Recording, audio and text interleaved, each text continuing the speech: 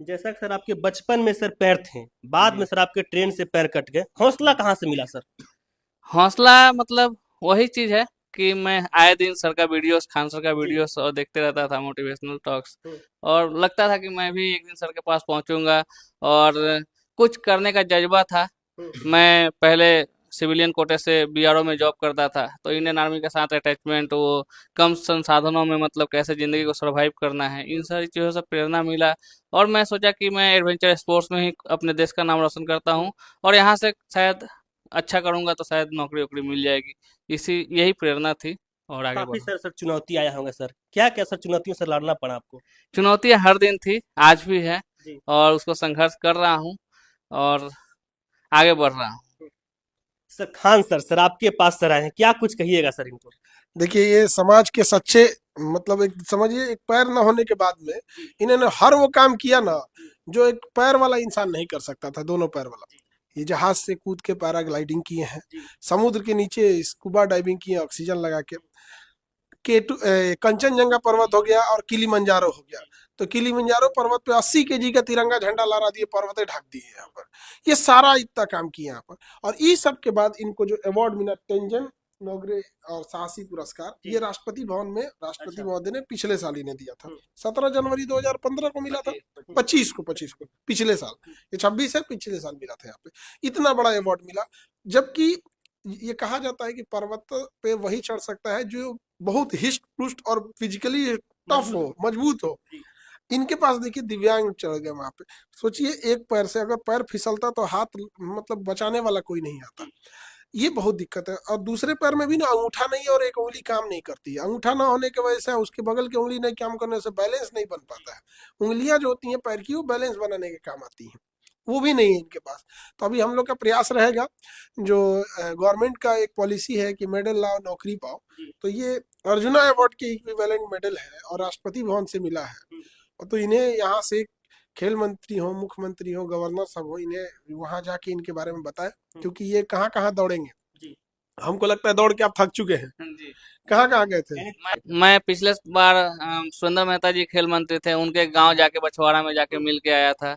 और अभी DG sir से मैं 2 दिन पहले ही मंगलवार को मिला। जी। डीजी सर ने आश्वासन दिया कि देखते हैं क्या हम्म। कर सकते हैं, कि माउंटेनिंग फील्ड में तो कुछ है नहीं, फिर भी मैं कोशिश करूंगा। हम्म।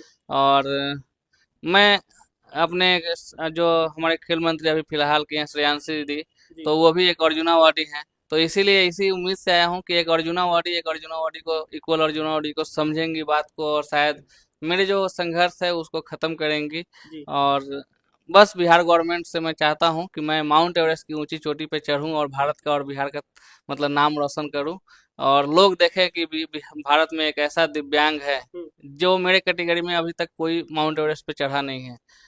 बहुत सारे विद्यार्थी जब तैयारी करते हैं, उनको सफलता हासिल नहीं मिल पाता है, तो सोचते हैं हम सुसाइड कर लेंगे, अब पढ़ाई नहीं करेंगे, ये कर लेंगे, वो कर लेंगे। और आप सर जीता जागता एग्जाम्पल है कि ये आपके पास। सुसाइड करने जा रहे थे। अच्छा। ये सुसाइड सुसाइड करने दे रहे थे? कर जी। लिए, तो फांसी लगा लिए थे थोड़ा ना। बताइए, जी। एक्सप्लेन कीजिए। एक टाइम ऐसा आता है कि मतलब समाज के तानों से मैं उब चुका था और वाइफ बोली कि थोड़ा बिस्तर से खड़े हो जाइए, मैं हम्म। बिस्तर को ठीक करती हूँ। हम्म। और तभी बेटे के पास मैं खड़ा हुआ और बेटे के बैलेंस नहीं कर पाया, बेटे के हाथ पे गिरे और हाथ बीचों से टूट गया। बेटा 3 साल का, तीन 3 साल साल का तीन था। साल का छोटा बच्चा था। जी। उनके ऊपर ये गिर गए थे, तो अच्छा। इनका भार नहीं संभाल पाया, तो बच्चे का हाथ टूट गया। आपके वजन से बच्चे की हाथ टूट गया? जी। और वो यही सब चीज मेरी माँ को मतलब बर्दाश्त नहीं हुआ, सदमा, और उनकी मृत्यु हो गई हार्ट अटैक से। हम्म। और मतलब काफी आपके ऊपर हाँ, पहाड़ टूटा, पिताजी गुजर गए, माँ गुजर गई, बेटे के उस समय हाथ टूट लगा गया, कि आपका पैर नहीं रहा। जी, उस समय लगा कि मैं सच में अपने परिवार के ऊपर बोझ बन चुका हूँ, मुझे जीना नहीं चाहिए, हम्म। मुझे मर जाना चाहिए। और तभी मैंने सुसाइड अटेम्प्ट किया। बहुत सारे पुरुष के जो महिलाएं होते हैं, साथी होते हैं, जीवन साथी, वो छोड़ देते हैं कि अब मेरा हस्बैंड जो है किस काम का नहीं, हम किसी और को अब देखते हैं, अब जीवन साथी अपनाते हैं। क्या कुछ आपके साथ ऐसा सामने आया था?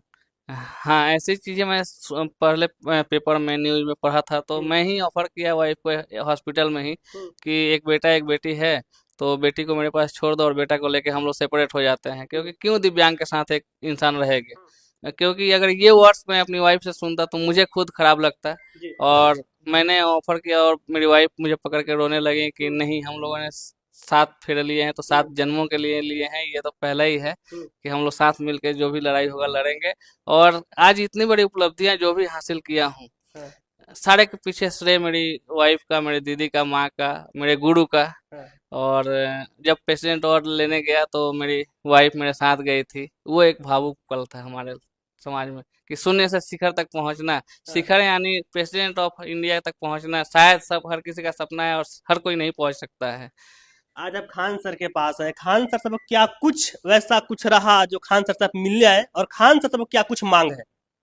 खान सर से मांग तो कुछ नहीं है, हाँ। जो मिला बहुत मिला। हाँ। और खान सर का आशीर्वाद चाहिए, सपोर्ट चाहिए कि मैं ऐसे ही अपने भारत वर्ष का नाम रोशन कर सकूं। हम्म। और बस बिहार सरकार से मांग है कि मेडल लाओ, नौकरी पाओ। हर किसी को और ये एडवेंचर अवार्ड के बारे में पता नहीं है, तो मैं बोलूंगा कि थोड़ा सा सर्च करिए, एडवेंचर स्पोर्ट्स को बढ़ावा दीजिए और हमारे जैसे लोगों को सपोर्ट करिए, ताकि कल को मैं इतना बड़ा अवार्ड लेके मैं नहीं चाहता हूँ कि रास्ते पे जाके भीख मांगूं और अपनी जीवन यापन करूं। हालांकि देखिए, जो श्रेयसी सिंह जी हैं वो खुद अवार्डी हैं और शूटिंग में उनका बड़ा अच्छा योगदान है और यंग है और बड़ा एक्टिव है काम करने के लिए।